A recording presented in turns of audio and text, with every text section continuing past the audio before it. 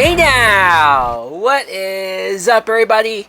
My name is Mike Brown, aka Review King MB, and I am here to do a movie reaction, commentary, whatever the hell we're supposed to call these things. And it is Friday the 13th, Part 2, because the first one went so well. I decided to do the sequel anyways. So if you want to follow along, you can queue up your own DVD or Blu-ray, but let's get this started in 3, 2, 1. Alright, here we go. Paramount old school logo here. This is the deluxe edition. It's not uncut like the first movie was. I don't know why. It's still the newer released version of the movie, at least the newest one at the time when I bought it. And again, it has that like moving cover, which is cool. Okay, so here we go. We're on. I believe the sequel came out just 1 year after the first movie. Of course, the first film was a huge hit, partially because the budget was so damn low, but also because it was just something that slashers were in at the time. And oh, look at that. So if you're going into this first film, and if if you've seen the first movie and you're watching this movie in theaters, you're probably thinking, all right, this has to be somebody else. And judging by those boots and legs, it looks like a dude, right? And so I don't know how much the trailer back in the day gave away who the killer was this time around. Obviously, the big reveal of the first movie, with it being Pamela Voorhees, was a big twist. And with her death, though, she was kind of definitively killed with her head being chopped off. Speaking of, here is another thing that clearly they only did this like back in the day with horror sequels, where they felt the need to have to show you not just what happened in the last movie, but almost the whole ending, the whole third act. They practically show it to you here in flashback form. Alice, the main character, Adrienne King from the first movie. I mentioned before in the first reaction that she was supposed to be the main character here, but she couldn't do it, or decided not to do it because of a real-life stalker that she gained and actually captured her, and it was sort of traumatic. So she just stopped acting.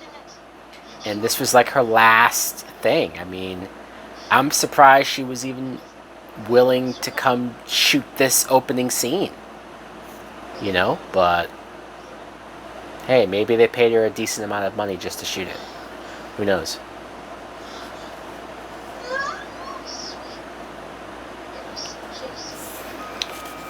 Another thing I'm realizing is you're seeing Alice having nightmares, which pretty much says, I mean, I don't know how long the time span is supposed to be from the first movie to this. I don't know if it's a year, or if it's supposed to be longer, or if it's even supposed to be shorter. But it makes me wonder, or why people don't talk enough about how survivors in these horror movies, by the time you get to the sequel, it's either not really addressed, or if they do address it, it's just sort of in passing, and then we move on. But here's an example of, if you're a survivor from a horror movie, you're going to be fucked up, right? You've lived through something very traumatic, very scary. You're traumatized.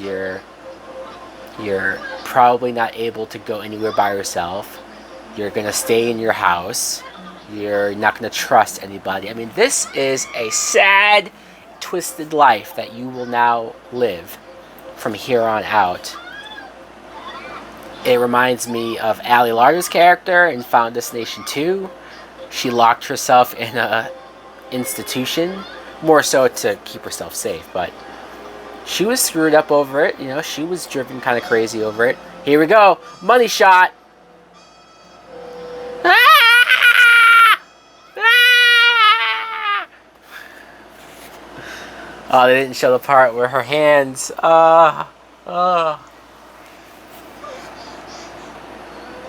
And yeah, I bet you some people probably, if they're watching the second movie for the first time and they're saying all this and they're just like, what the fuck? Let's get to the actual movie. Enough with this recap shit.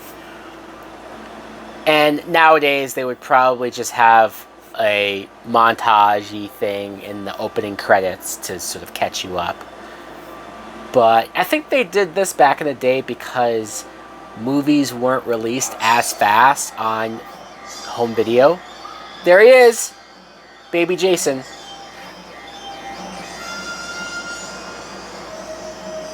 I love it.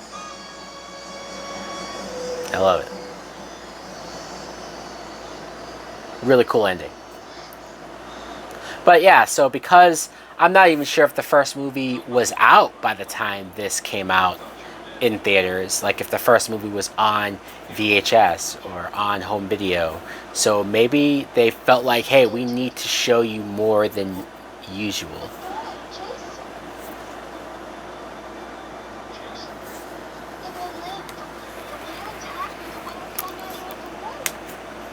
Although you can argue that maybe they didn't need to show all of this.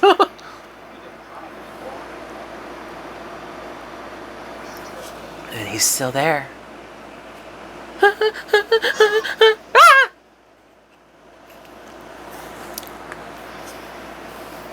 One thing that I do love, because so many horror movies, when you jump from sequel to sequel, it's just new characters each and every time, and they don't always or hardly ever touch on the characters from the previous film.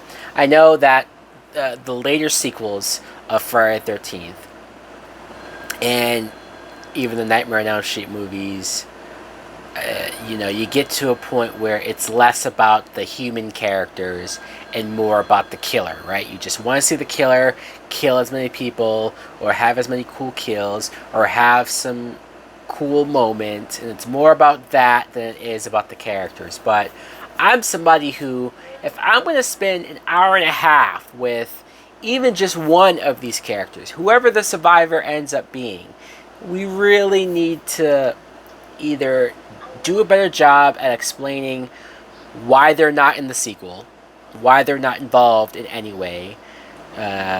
Some movies might throw in a line of like, oh yeah, I heard they just skipped town, or no one ever heard from them again, but man, I just feel like at least this movie, I feel bad for Adrienne King. At least she came back to wrap her character up.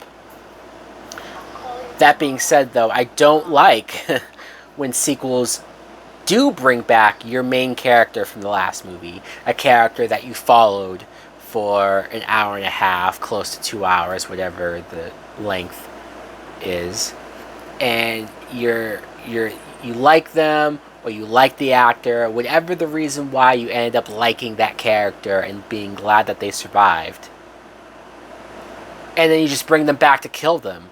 I mean, it sucks because it felt like, it's like, man, I was with that character, I was with that person for so long, and you just killed them.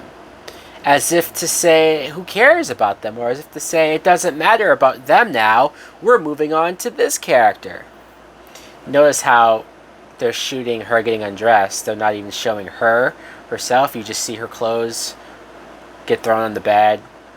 Like, she probably made sure that, like, hey, like, maybe they wanted to shoot her, even just her bare back, and she was like, no, I'm not giving any more stalkers more reason or ammunition to want to go after me.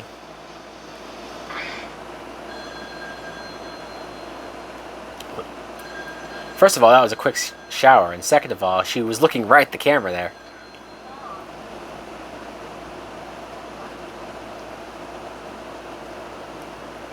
It was almost like the camera guy pulled the shower curtain away and she's looking at him like, what the fuck, dude?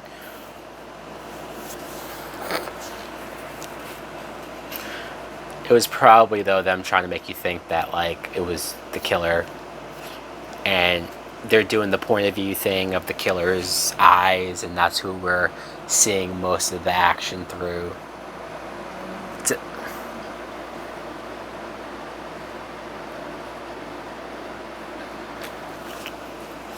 I wonder if, like, if she's in witness protection now, or, like, how does she afford this house by herself?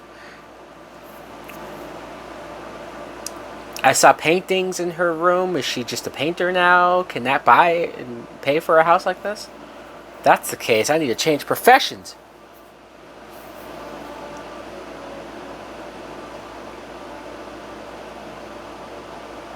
And I don't know. The more I think about it, I mean, maybe Adrienne King said, "I want to be killed off. Just kill me off." But I'm wondering how much would I, myself, as the writer or director or whoever I would be in this scenario, to make that call. If she says, like, I only want to do a certain number of days or 1 day of shooting, maybe I shoot a scene with her where she is alone somewhere. You have this scene be in the middle of the movie where she's at this house and she sees on the news, or she finds a newspaper, or just something. The fucking cat. Every horror movie from this time period has a goddamn cat that jumps out of the window or jumps out of the closet. If anybody knows the YouTube channel, I mean, they're also on Twitch and they have their own website, but Double Toasted, they used to be something called Spill, and they did this review for, oh, there's the mother's head, which doesn't look like Betsy Palmer at all, and oh no, the screwdriver in her temple. Alice, and the cat's just like, oh, that sucks. Who's gonna feed me now? That cat couldn't give any more of a fuck. So that person's hands did look very dirty there. So there you go. The beginning of the movie is killing off your main character, Alice. Yep, 1981. Just 1 year later. Part 2. Electric Boogaloo. Amy Steele. You know what? As much as I'm saying that I'm upset about Alice being killed and Adrienne King and everything that she went through, I really like Amy Steele in this movie. I do. I really like her as a main character, and I'll get to why and all that good stuff in a minute. But as I was saying, I might have used that time with Alice where she somehow finds out that the killings are happening again. And then so she goes to the camp because she can't just sit back and not do anything. Right? Like, it would be easy to just take off, or it would be easy to just sit back and say, fuck that, I'm not getting involved. But she says, I can't let this happen to those kids like it did to me. So she goes there, and she saves your main character, the new main character, Amy Steele. She saves her, and then gets killed. And I'm not even saying, again, killing off main character from the last movie, it sucks. But if this was her saying, I don't want to do any more sequels, just kill me off, maybe that's how I would have killed her off. At least it has some purpose. At least it maintains her as a strong, heroic character from that first movie, and that if she is going to get killed off, it's because she did it in an unselfish act, produced and directed by Steve Miner. Steve Miner would direct, I think, also part 3, and then he would also direct one of the Halloween sequels. I forget which one it was. Was it H2O? I gotta double check. But yeah, I don't know. Maybe you guys in the comments could let me know what you think of that idea. Would it have been better to have Alice, instead of getting killed off there, have her come back at the end So it's still only like 1 or 2 scenes. It's not a lot. It probably would take the same amount of time it took her to shoot this. It's not just her having a nightmare, taking a shower, finding the head and being killed. Like, you actually give her shit to do. Again, it might not have been plausible. You know, if I pitched that idea to Adrienne King, she's probably like, I just want this to be easy. Kill me easy. I don't do all that shit. Although, that documentary that I mentioned in the first movie's reaction, his name was Jason. Check that out if you haven't already. I own it. But Adrienne King is interviewed in there, and she talks about, you know, she basically reveals everything. It's how I know that she couldn't do this, and her stalker, and why she left. But she said that she would love to come back in like a final Friday movie where all of the survivors of Jason comes back and they all team up for like one last showdown. Now, I know with her, she's not a survivor anymore. She survived the first movie, but then she was killed in the second, so you'd have to retcon that for that to make sense. But, oh, their car is being towed.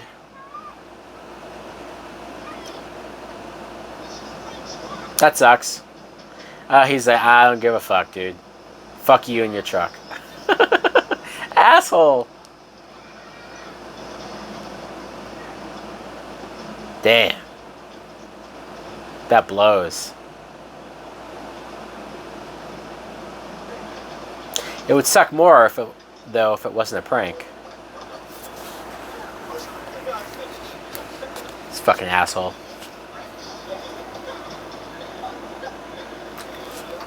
It's a pretty good prank, though. I'm not gonna lie. He's like,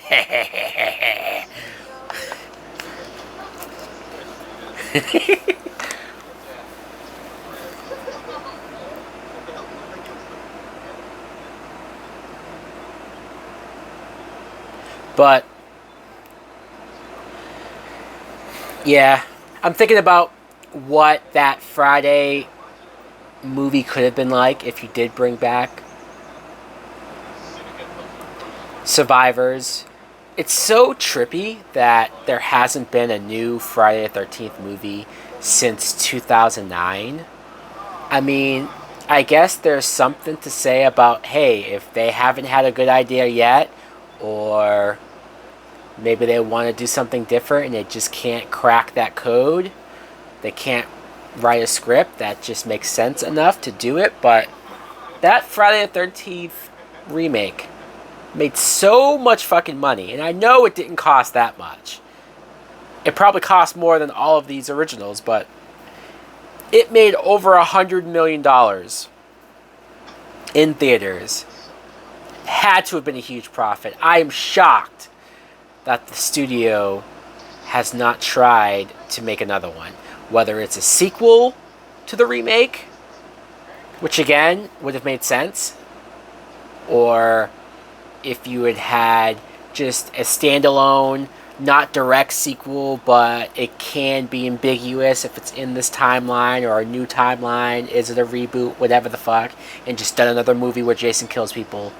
Or, I'm surprised they haven't done what Halloween has done, where it's, you get rid of whatever sequels you don't want, and you just go from the original timeline. I'm shocked. I'm shocked it has to happen. The name, the character, it still holds so much weight. It's still widely regarded. I think that video game, that Friday the 13th video game that I know was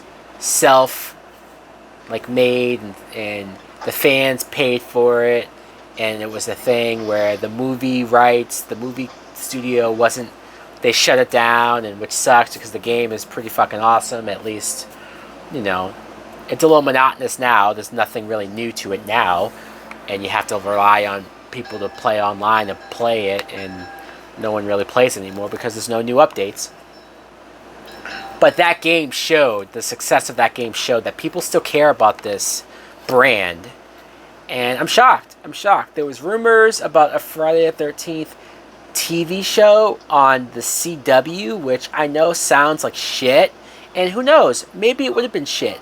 But if we're being honest, Supernatural was able, the TV show Supernatural, was able to do some fucked up kills. Some bloody, gory, like it wasn't HBO or it wasn't, that hardcore, but you could do a decent enough job doing some cool Jason kills. As long as they kept that motto, we're checking out this girl's ass. Hey, direct hit. Not a bad butt, I'm not gonna lie. I love how, just like in the first movie, you have these girls who are kind of being sexually harassed by these guys here, and instead of being mad at them, which is what would really happen, or especially today, you would get hashtagged in a second. But these girls back in the 80s are like, oh, Ron, you just hit my ass.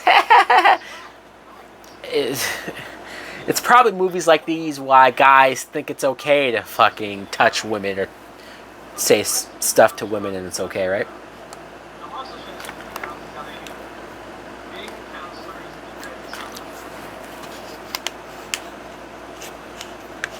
But yeah, it's weird.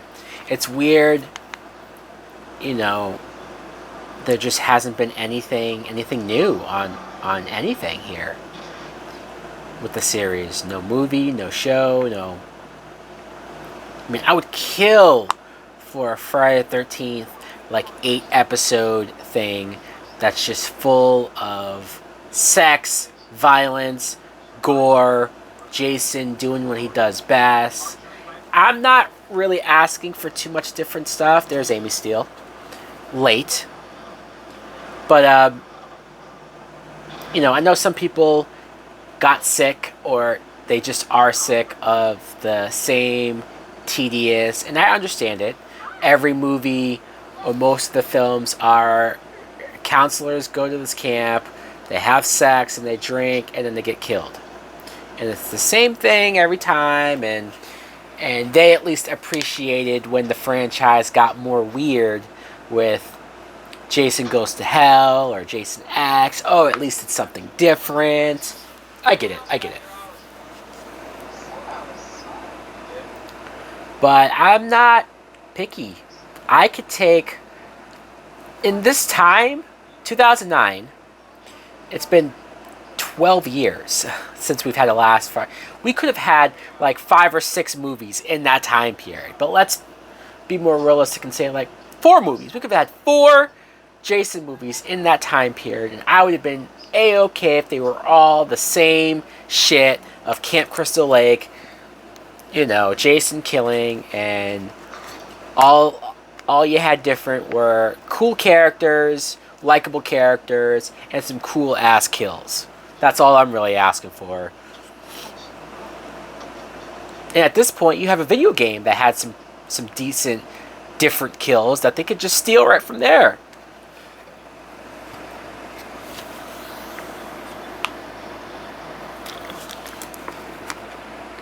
Another thing that's cool rewatching this film is that I mentioned the video game. And this location specifically, they have this camp in the game that you can run around and either be Jason and kill kids or run from Jason and try to hide. So this location, this camp, is one of my favorite places to run around in. So seeing it back in a movie is pretty cool. I'm trying to think if I've seen this movie. I might have seen it once since the game came out, but I'm really noticing like this cabin that they're at.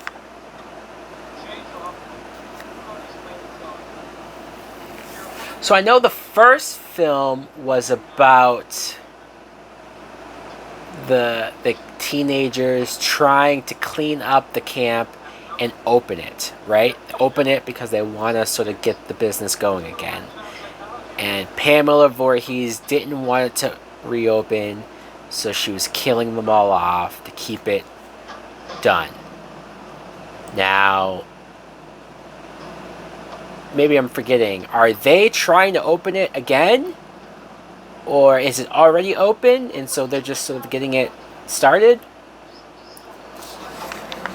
I don't know. I don't remember. Oh, here we go. Campfire story. You gotta do this almost every movie.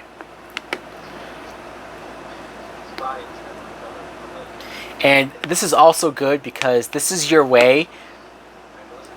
I forget which director or producer or writer I heard in an interview say that you have to treat every sequel as if it's possible that people are coming in never seeing the originals. And that's what this scene is for. You're not only recapping the main story, right, about Jason and what happened to him and what happened to his mother, but they're kind of rewriting the history by saying that Jason survived, and 2 months later. Well, that answers your question. So Alice was killed 2 months after the first movie. That's not that long. See, now this is where they pretty much tell you that it's Jason as the killer. Because now he's saying that the legend says that Jason saw his mom get killed, and he's been living out there eating animals and whatever the hell he wanted or could. And now he's back for revenge or some bullshit.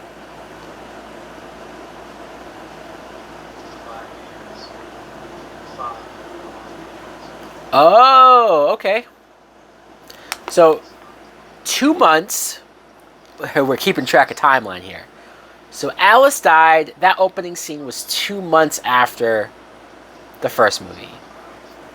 Now it's 5 years later.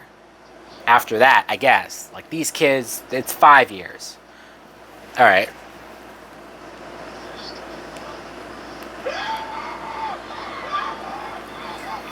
Here's your first jump scare of the movie. Well, actually, Jason killing Alice is probably the jump scare. The first one. It is kind of weird, though, to think about.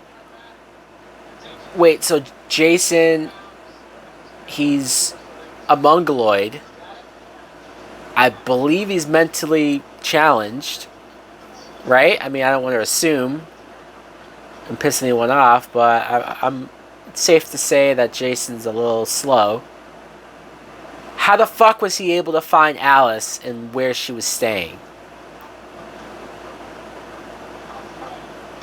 I guess it doesn't really make sense, and it only brings more credence to my idea that Alice should have gone to the camp to save the kids, and that's how Jason, like maybe Jason looks at her, and he could even, because I know you never have Jason talk, right? I don't think Jason's ever talked, ever, in any of these movies, which is fine. But if you have a moment where Jason turns and he sees Alice and he points to her, right? So he doesn't talk, but he could point to her and get really angry and start running at her, right? So he points at her like signifying, you're the one that killed my fucking mom. And he stops whatever he's doing. Maybe he was about to kill Amy Steele, right?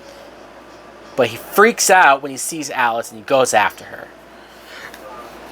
And at that point, either we see Alice die, or maybe she just finds Alice's dead body somewhere.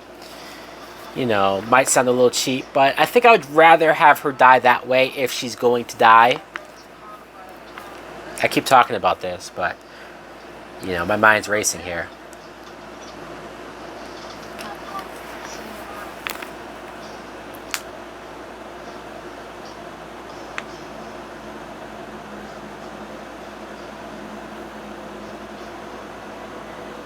Everyone's having a good time already. They're dancing, they're drinking, they're singing. You know what that means.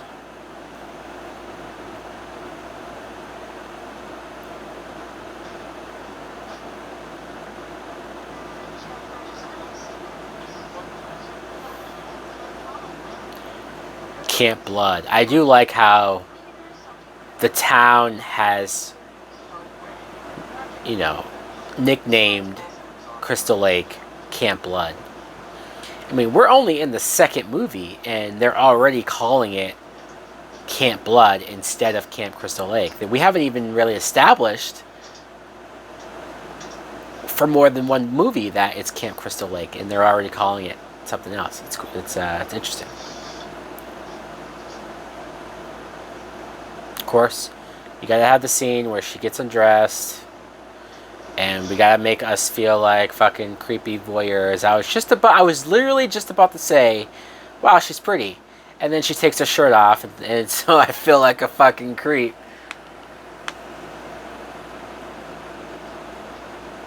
Oh, the shadow. The person's clearly wearing a hat, though, so it would be fucking weird if it's Jason wearing a hat. He's wearing like a Freddy Krueger hat, trying to be cool and suave before he makes his kill. Not smart. Why are you going out there like that? In your robe.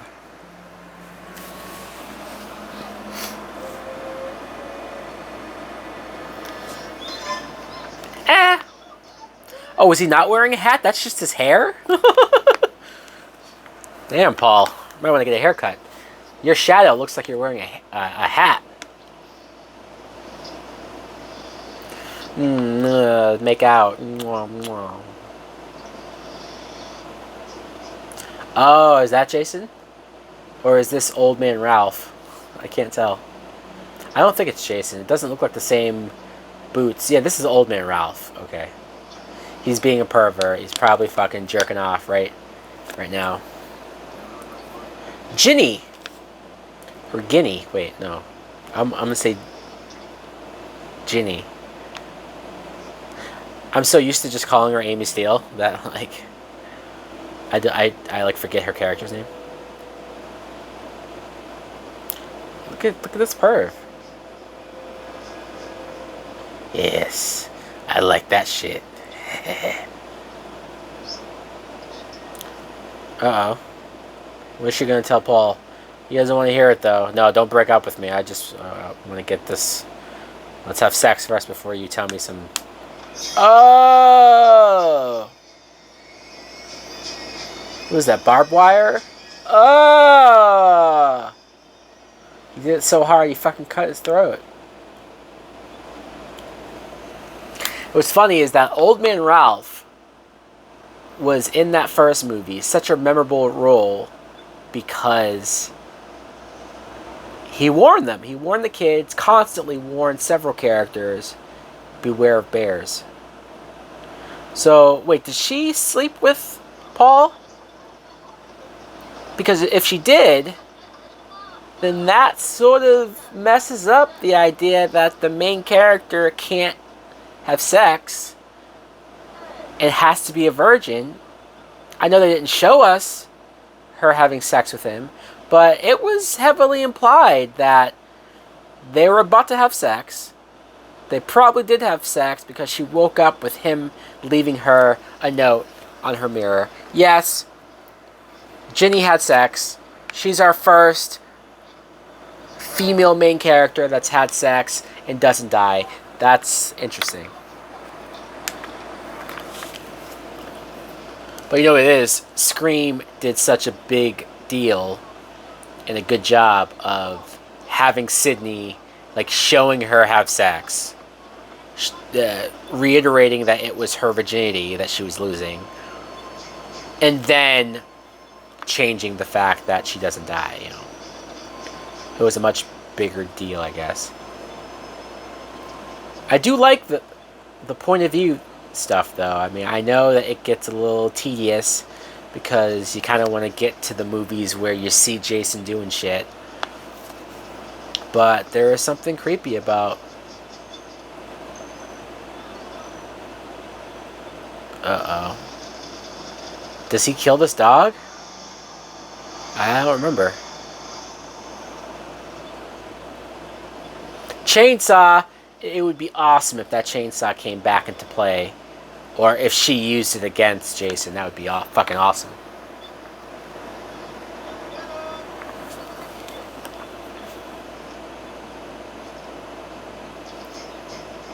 Oh, this girl. It's her dog, Muffin. Aww. Are we gonna see this dog dead?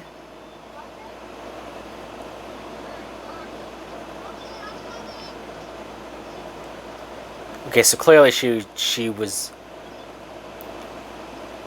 She's looking for her dog, but she looked straight at the person's like eye level, asking if it was Muffin. I don't think Muffin's that tall. And if that's the case, these people have terrible eyesight that they never see Jason, big ass Jason, standing in the fucking trees there.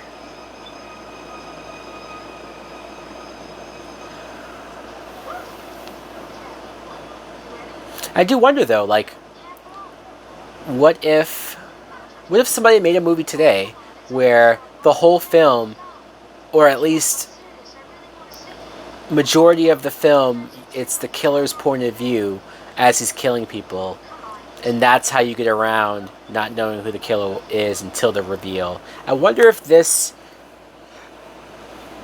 could work today, or if people would just be like, "What the fuck? I want to see."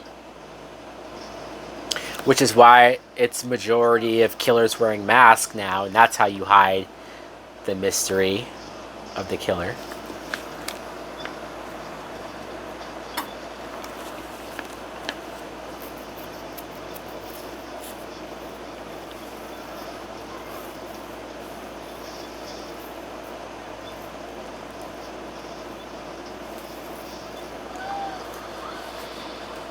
There is only one black dude, and I don't think he's had anything to say yet. And I'm trying to think of, like, do we even see him get killed? I don't remember anything about that character or anything.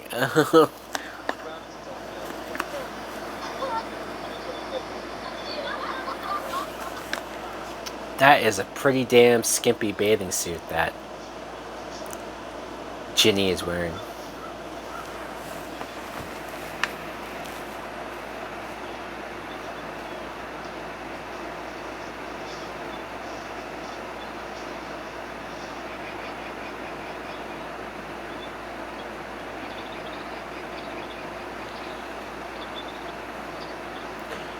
What are they looking for? A secluded place to have sex? There it is. I knew that was coming. So they're making it a little more obvious that it's a guy this time. I mean, how many women are you going to have dressed like that, right? So it's safe to assume. I'm trying to think of, like, if an audience at this time would figure out that this is Jason. That campfire story where he says, legend has that Jason's survived and he lived out in the woods and he saw his mom be killed, and the first scene of the mother's head being in the fridge, it's all right there, but because they're purposely not showing him, and maybe it's just people weren't really thinking about it. Oh, there's the dog. Oh, Muffin. Damn. Wild.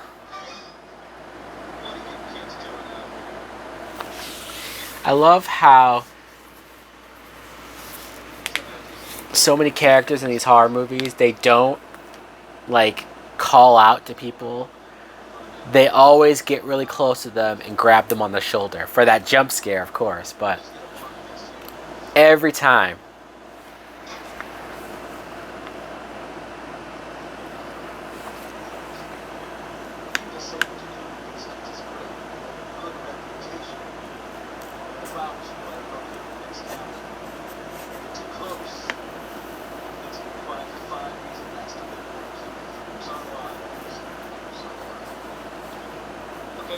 So it's been quiet for 5 years. Is that just because Jason got to kill the girl that he wanted to kill, and because nobody's been in this area for 5 years? Is that why there's been no kills?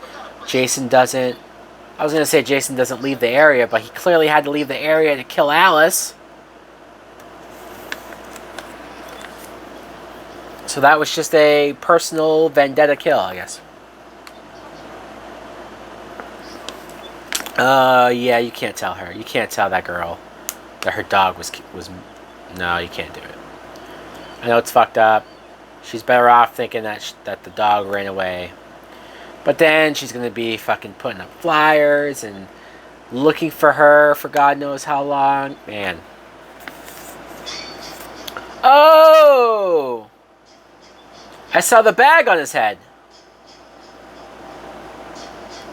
Here's a good question for you guys.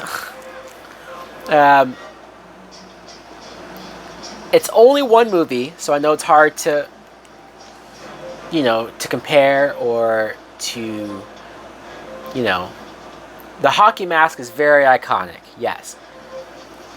Jason is known for the hockey mask. You almost wouldn't think of him with anything else at this point. But is there anybody out there that likes the sack? Phrasing. All right. Is there anybody that likes Jason Sack? No. Is there anybody that prefers the bag on his face? If anyone watched Fear Street Part 2, 1978 on Netflix, the killer in that movie, the Axeman, Nightwing, or whatever the hell they call that killer, he wears a bag on his face too, just like this Jason does, and it reminded me very much of Jason's look from this film. And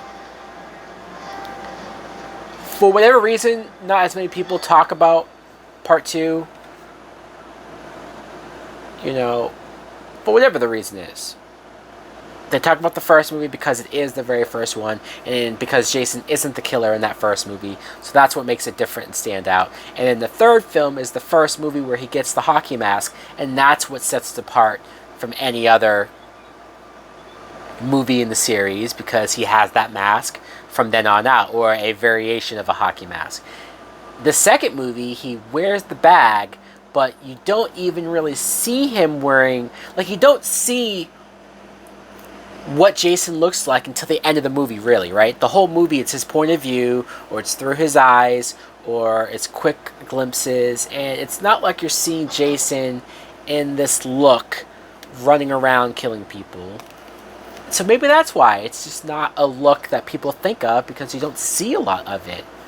I guess that's possible. I didn't really think about how cool, I didn't really think about how cool the mask or the bag on him with the overalls, clothes. I haven't thought about how that looked until the video game. Once again, I'm going to keep talking about this video game.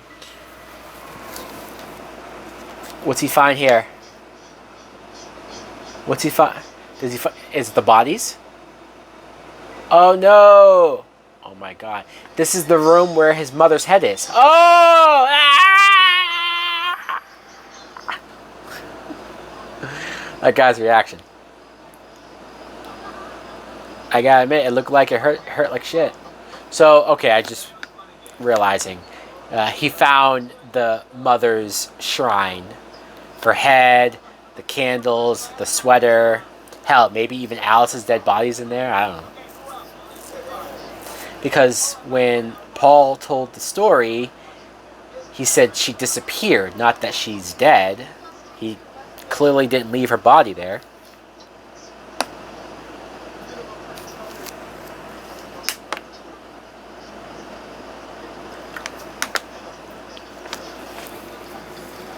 Oh, hey, there's an Asian girl. What happened? Oh, is it because I know some of these characters leave and go to the bar, right? And they're just gone. It's so weird how you have so many characters here, or so many kids, teenagers, or whatever, young adults, and usually they're all here because you want to amp up the kills. You want to do twice as many kills. But a lot of them go to the bar and they don't come back. And so here are we're going to hold down the fort type characters, and they're the ones who all... Interesting. I feel like nowadays you wouldn't have a bunch of characters like that unless they were going to stick around, or unless they were going to be killed, or unless they were going to do something else other than we're going to take off, goodbye, and never to be seen from again. We see a shadow. Yeah, and that's, you can see the bag over his head, or at least the shadow of it, so that's definitely Jason. Full moon. It upsets people. It angers them.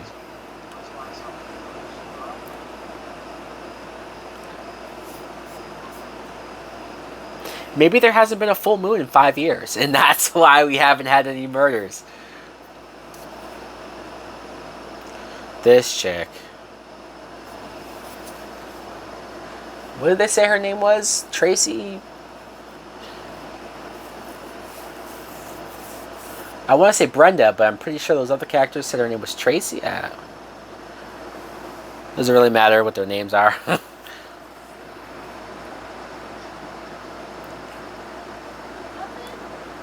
That ain't Muffin. Muffin wasn't that big of a dog to be making noises like that. Oh. Not bad at parking there, Paul.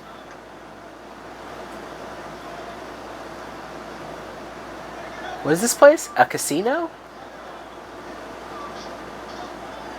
I mean, they're going to the bar, so they're over 21, right? Or did you have to be 18 to drink at this time? Or is it this particular state you have to be 18? Oh, we got some boobage. Our first pair of boobs in this movie.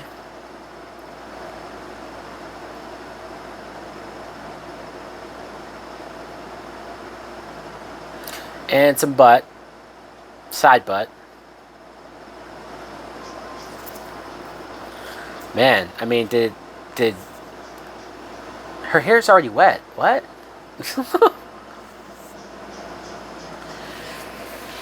Did people just skinny dip that easily and that quick? Why is her hair wet already? Was that like a stunt double?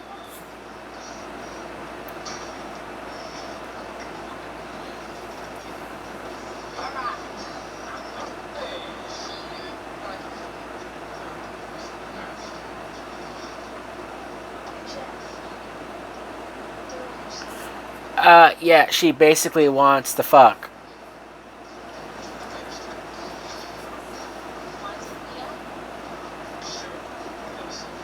I don't think that's what she means, dude.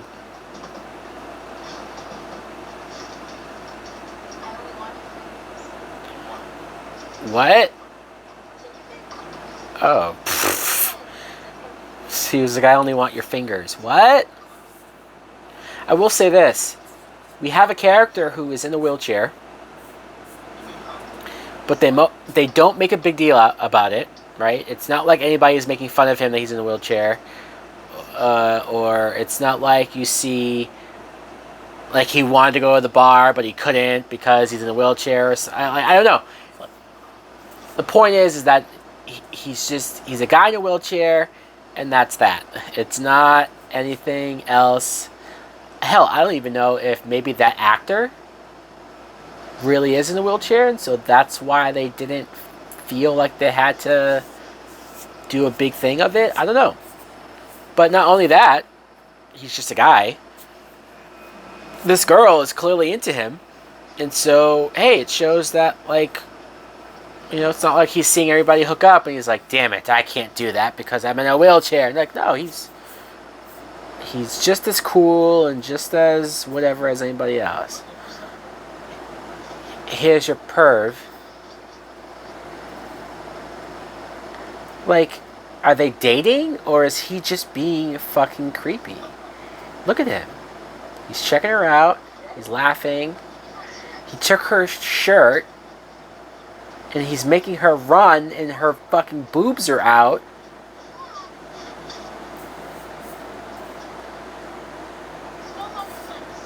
It shouldn't have been fun. Yeah, you know what? Fuck you, Scott.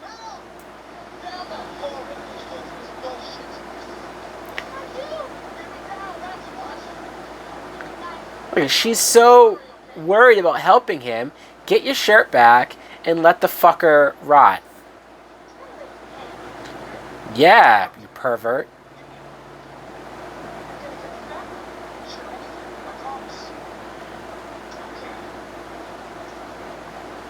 Man, she's too fucking nice.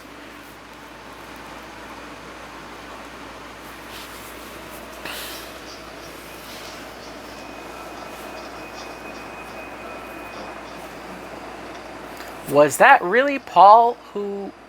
He blamed Paul for the trap, but did Jason make that trap? It would be pretty cool if, like, Jason had traps laid out around the camp, and...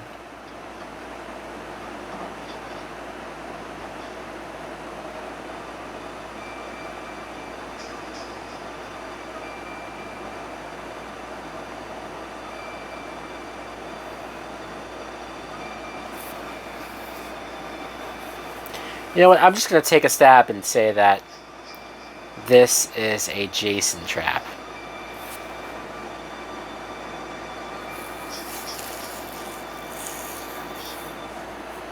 It don't matter where she is, bitch. Oh, that was good. That... I couldn't even tell that was a prosthetic neck. It honestly looked like he just fucking killed him. That looked good. Is this Tom Savini again?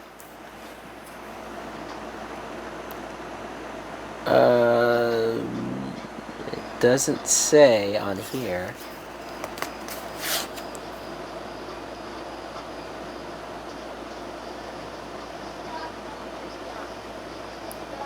I'll probably have to wait till the end credits. She's talking to him. She doesn't even realize he's dead. There he goes.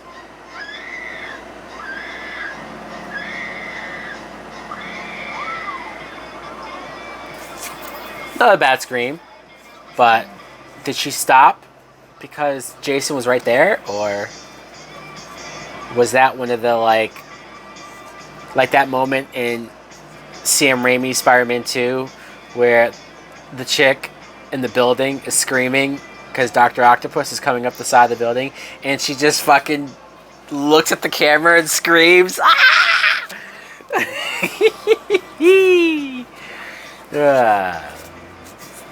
It could have been, because I don't remember how she dies. So, most likely, she probably was just killed right there, and we won't know until we see her dead body later. I'm going to guess that.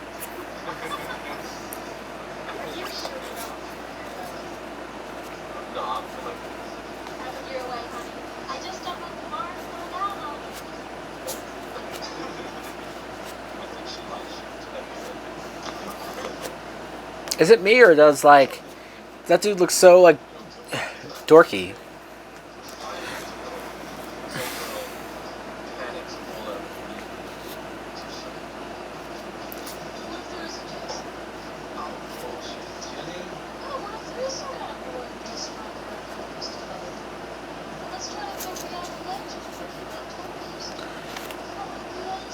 See, okay. I do like this. So... the way how Alice, a frightened retard. Hey, they said retard. You could say that back in the day.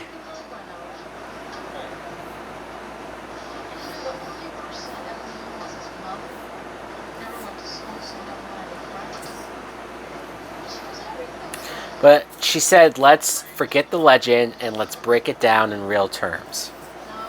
With his mental condition, him being out there alone, he never went to school. The only interaction he had with kids was at this camp where he got bullied. And so, it's fucked up.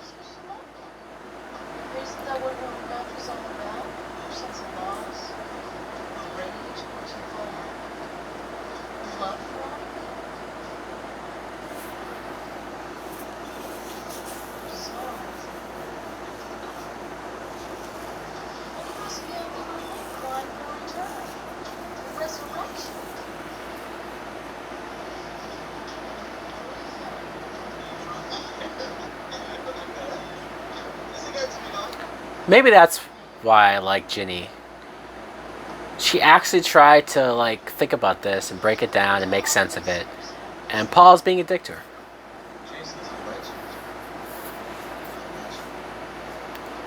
He's a legend. Yeah, rock on. He's a legend. Goddamn right, he's a legend.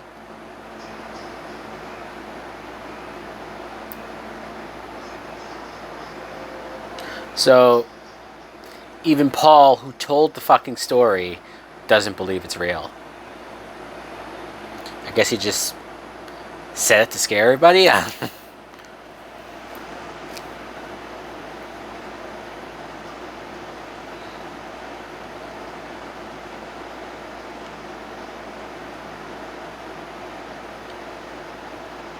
I will say that even though that Scott guy was a perv, and I don't care that he got killed,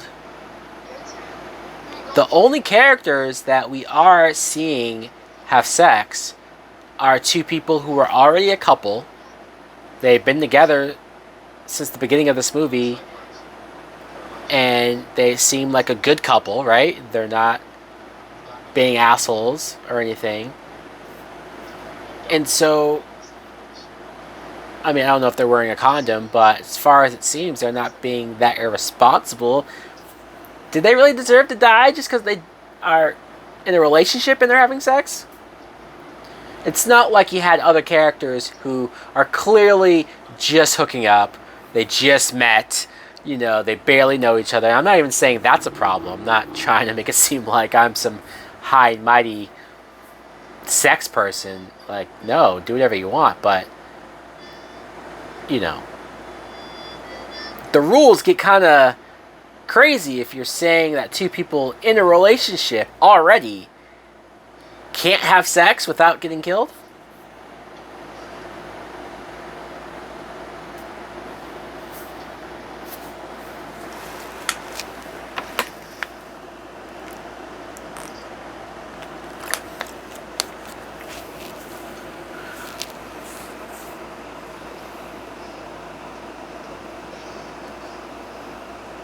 He's having a good time, huh? This girl's all over his dick. Wow.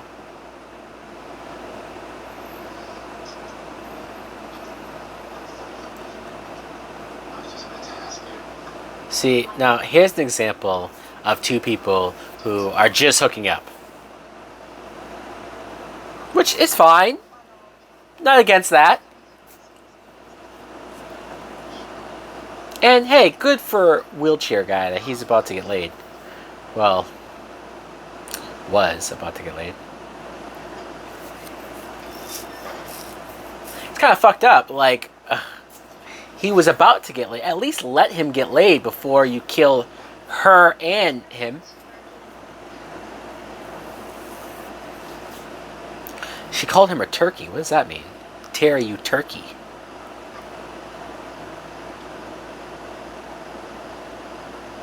This is kind of weird. She's getting changed to go have sex?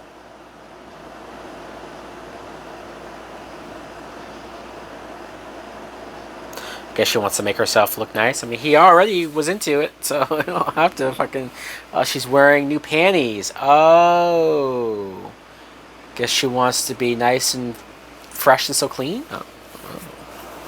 It's not like she's showering, so if she smelled, she smelled, right? Fresh new underwear. There you go.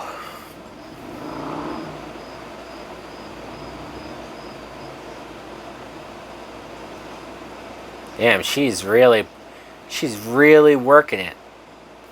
Perfume, putting it in her boobs, the boob sweat. She sprayed the vagine. Yes, yes. I love it. I love it. I know it's stupid, but that was a real moment, you know? Hey, even if she's not dirty down there, she just, it's more of a in your head thing. She just wants to be sure, man. I'm totally for it. Good on her.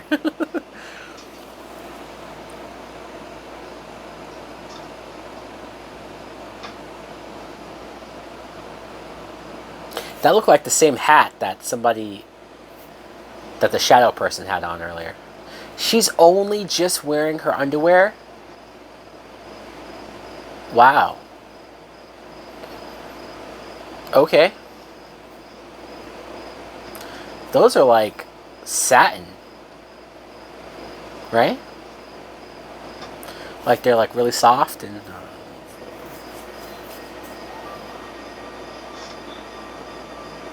that dang brush. Rain, rain. It always rains in these movies, right?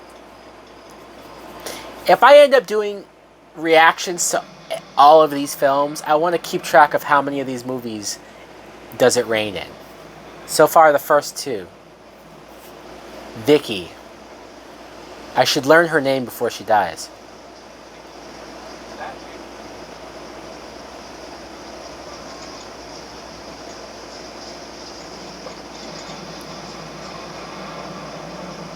What's more insulting? The fact that the black dude was barely in this movie, had no lines, and is just now gone for the rest of it. Or if he had a slightly bigger part, but was killed first. Which is usually the way this goes. I'm trying to figure out what's more insulting. I think I'd rather see him get killed than to just sort of be in the background and then leave and do nothing. But, I don't know.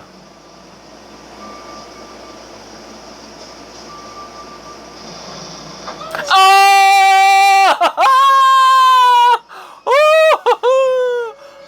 Yes! Yes! Ah! I'm sorry, but there is something about this movie just not giving a fuck that it killed that guy in the wheelchair so brutally, so viciously. And not just that, our last image of him is himself rolling down the stairs with a machete in his face. I love that kill. I can't get enough. I remember when I saw this as a kid and I said, holy shit!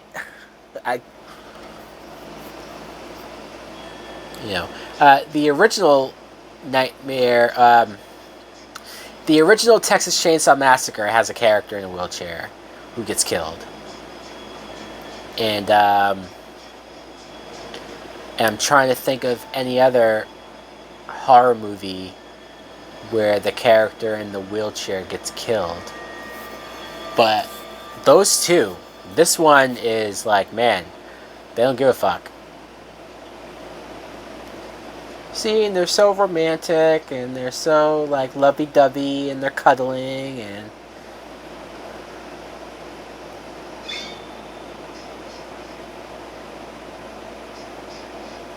I actually feel bad for them right now. They're doing nothing wrong.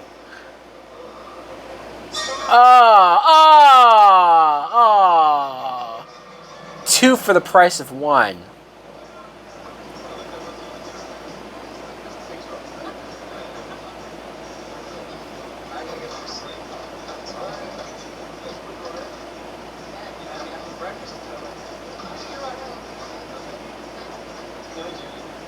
So, Ted never goes back to the camp? He stays there? And so he doesn't die? This is what I'm talking about, how you have characters. And Ted, more so than the black guy I'm talking about, and any of those other characters, the Asian girl, and whoever was in that truck that is seemingly just partying and drinking and having a good time there. But Ted, more so, he was a character. He pulled the prank at the beginning. He's goofy as hell. He was flirting with the bartender.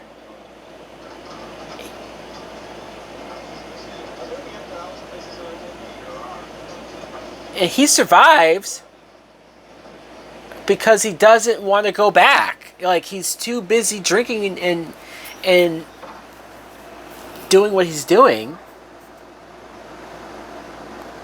Wow, who knew that staying out and drinking all night would save your life? Ted, you lucky bastard. Because any other film, he would have been dead on arrival. How goofy he looks. But hey, he's doing something right.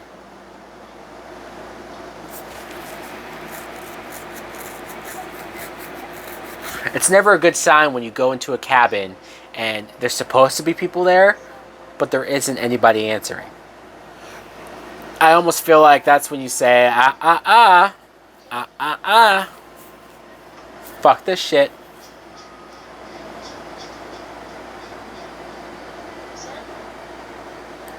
Now this is odd.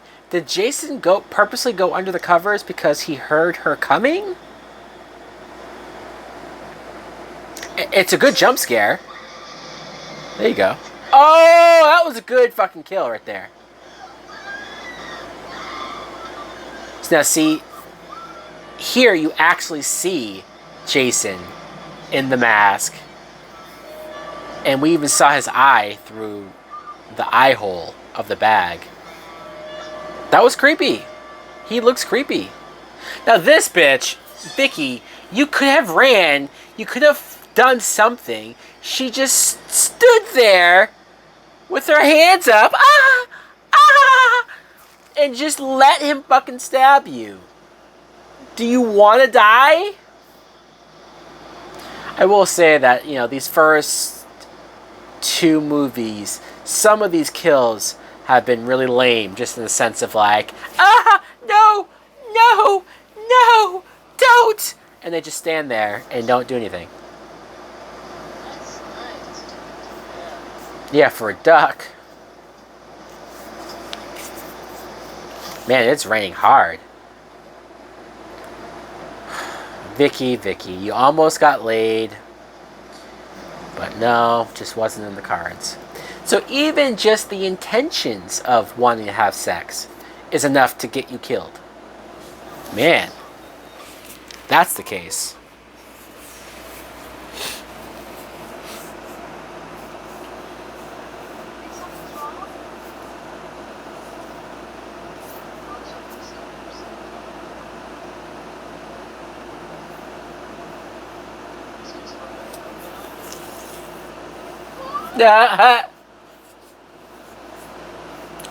What did she find? Oh, well, that's not red paint. So he already moved the bodies. I mean, we saw him moving Vicky's body, but I guess he moved both of their bodies too?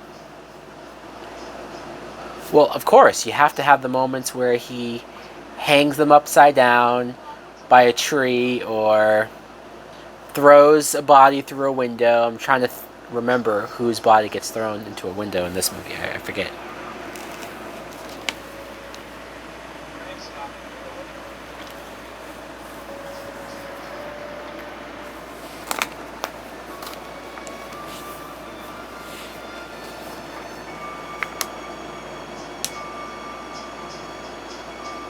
It's too dark. Something's about to happen. There's someone in this room. Oh!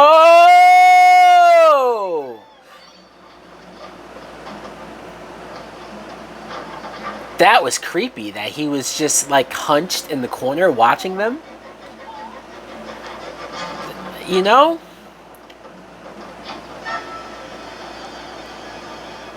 Yes, Jason's a lot more iconic when he's wearing the mask, and he's more stoic, and he's more stiff and rigid and powerful. But there's something about him being alive and the way how he's moving in this movie that's so different. I'm digging it. It's creepy. It's more realistic. And as far as we know, Paul just died there. We don't know for sure.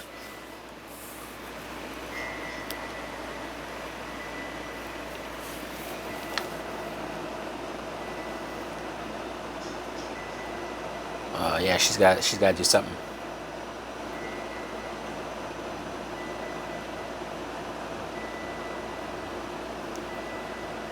Oh! That was a good scare.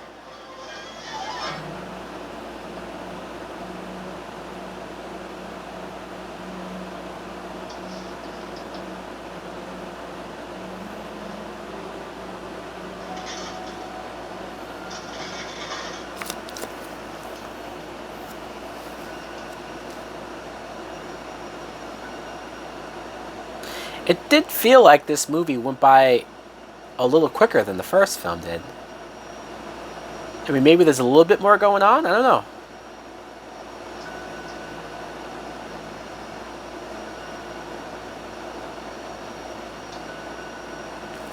But I like how she's a little more proactive.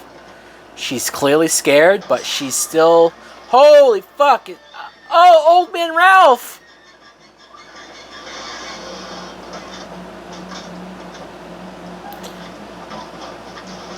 I like the fact, though, that she at least was going to try to fight him off. But when she saw that pickaxe, she said, fuck that shit.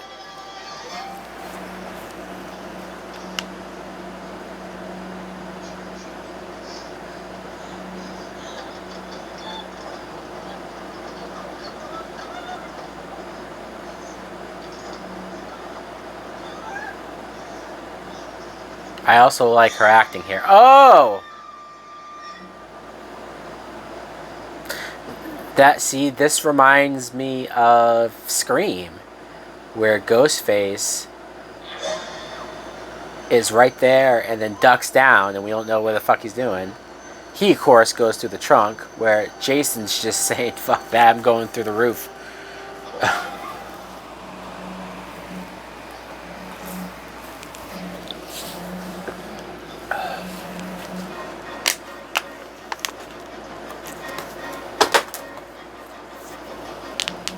Where'd he go? He was just right there. Is he like running around or something?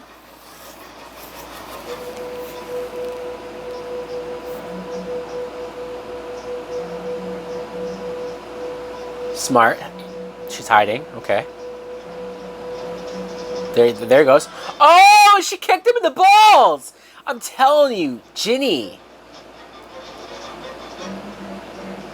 She's at least doing better than most of these other female characters do, man. I loved that nut shot. I forgot about it. That was great.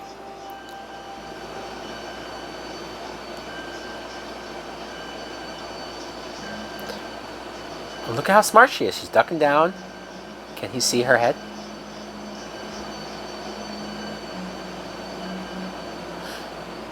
I mean, if we're being fair there, I think he would have seen her head because her head was above the... But I'm nitpicking.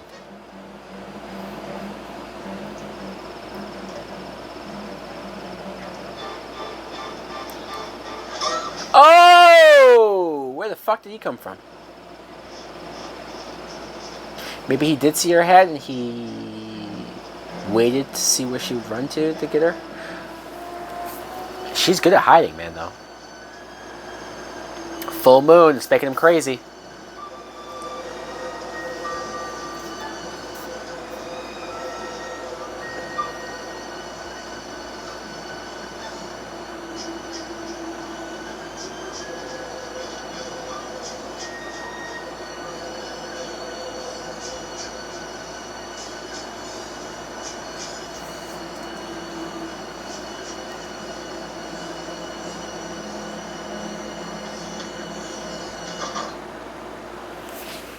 Is this his place? If so, it looks very different from where the cop was, right? Or is this... Whose place is this?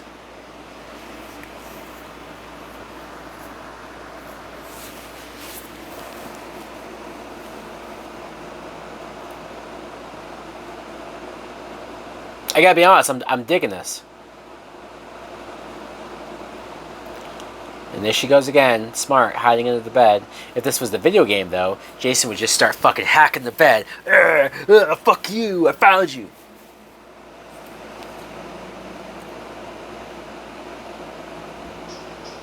I know, though, when I'm playing that game, and I'm Jason, and it's telling you that somebody's in the house is red on the map, but you can't find them because they're hiding somewhere, but it doesn't tell you where they're hiding, it's frustrating as fuck. So I get what Jason's feeling right now. Oh, this rat!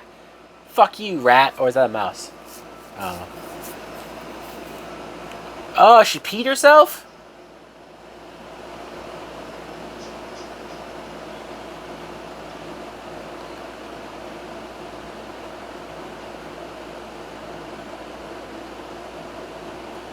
He didn't see that?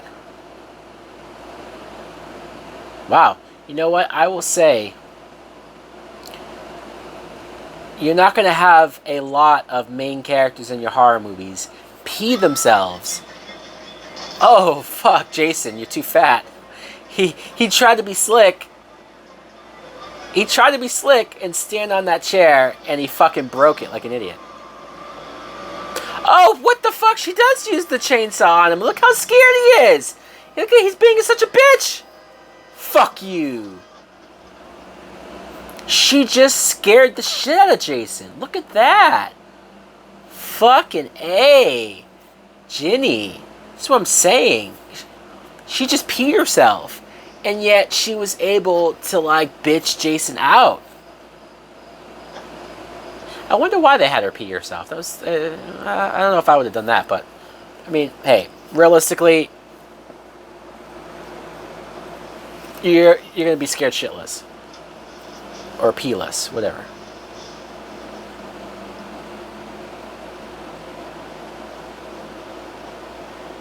But they do emphasize that she's scared as fuck, but she's still fighting, she's still surviving, she's still strong. You could argue that she did the classic thing that I was complaining about in the last whatever reaction it was, where she should have fucking killed him dead. She had him on the ground. She ran off. She could have used the chainsaw to fucking hack him up. But no, you had to have the moment where, oh shit! You saw him in the window there. That was creepy.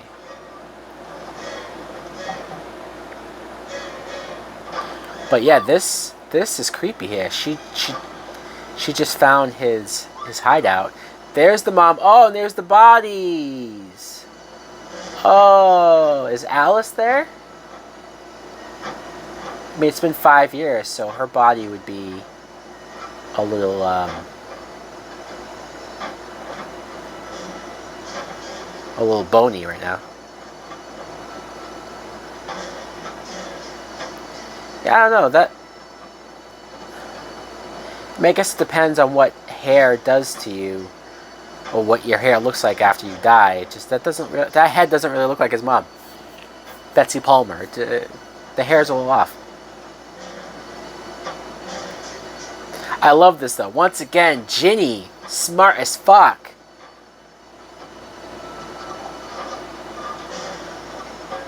No one else has done this or tried this. They made this a big thing in the game where you can put the mom's sweater on and she's talking to Jason like she's his mom. This is fucking awesome. I love this. And there she is.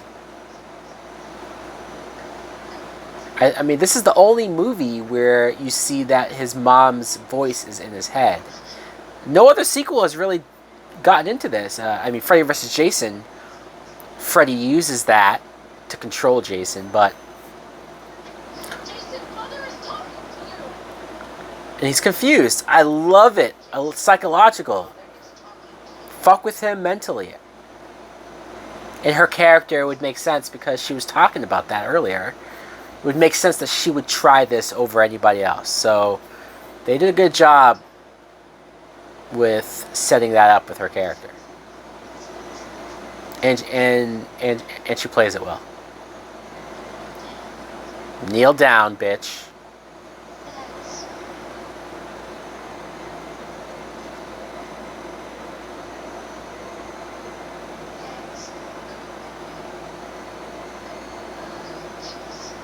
Good Jason. Huh? Oh, he sees the head.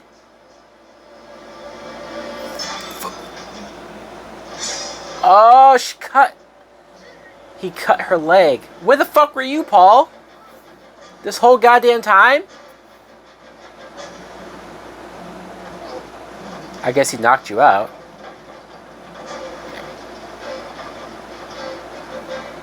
Jason's actually struggling with this guy.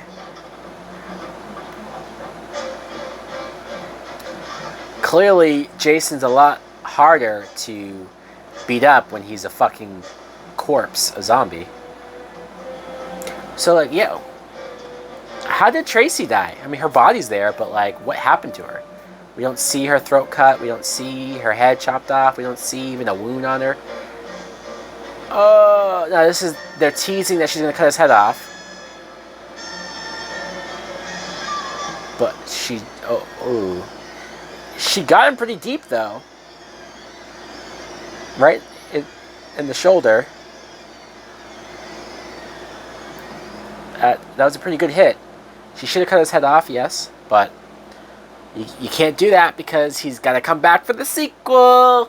And at this point, they probably knew. I don't know how much they knew in the first movie that they would do a sequel. But I think by the second movie, they knew that we can franchise this bitch.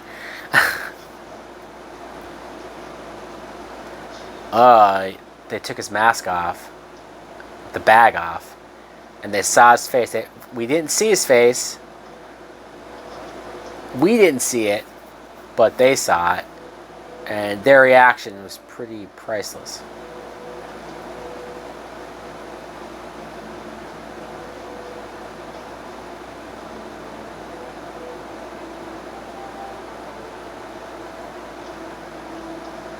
It's another example, though, that she should have kept fucking hacking away at him. You know, one hack. That don't do it. You gotta keep hacking away. Hack, hack, hack. Hell, even Paul should have fucking taken it from her and been like, fuck you. But, whatever.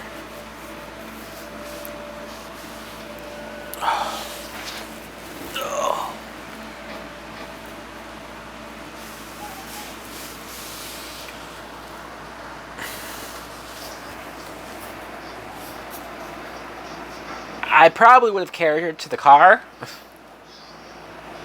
and gone to a hospital or a police station or gotten her some help.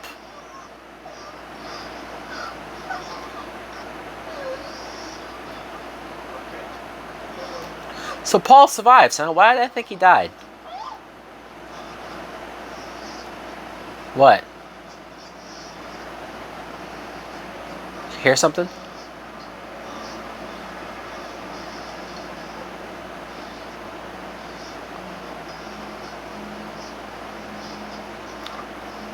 There is a picture of her with the pickaxe, like that. Okay, there's a picture online that I used for like my original review for this movie, and that's my favorite. Like, it represents her character. She's scared as shit, but she has the weapon. She's willing to fight. I like it.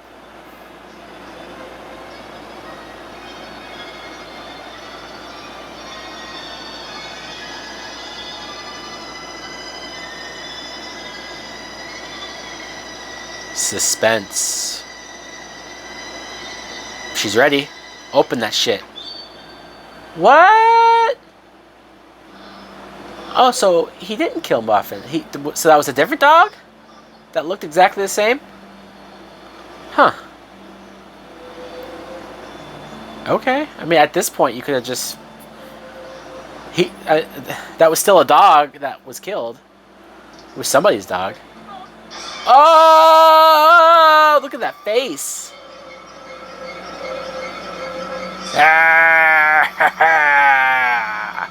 Oh, the drooping eye, the long hair. It's the long hair that does it. And she looks terrified. Oh, and it looks like he's taking her. Oh, that's so creepy. I don't want to know what he would do to her. Imagine if it was just credits and the like that's how it ends.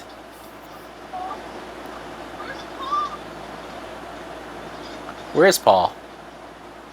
So what happened there? What's the explanation for that? That clearly wasn't a dream. Did Jason grab her and take her outside, and Paul fought him off, and then they found her outside, knocked out. Is Paul not there? See, that's probably why I thought Paul was dead. There's the cop's body. Okay. So the cop's body, Tracy's body, the mother's head.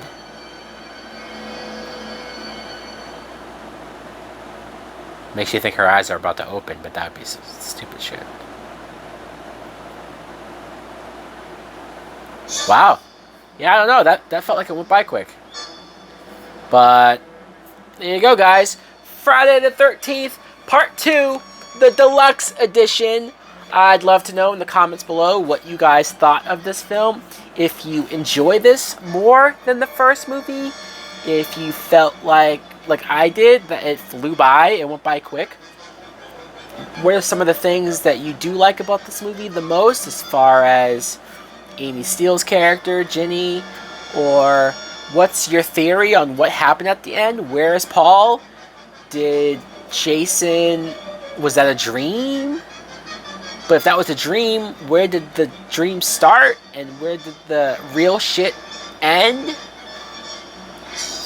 You know, you could almost argue that, although I wouldn't have wanted Ginny, like her fate to be that Jason kidnaps her and takes her away and does God knows what to her. Him taking her and then it fades, or maybe just goes to the head, the mother's head shot. Maybe that would have been more effective. But again, I don't want to think about like, oh, and then he takes Ginny and rapes her to death. I don't want that shit. So yeah, they had to show her that she's okay and she survived. And anyways, guys, thanks for watching. We'll see if we do part 3. Let me know if you want to see it. Like, comment, subscribe. Later.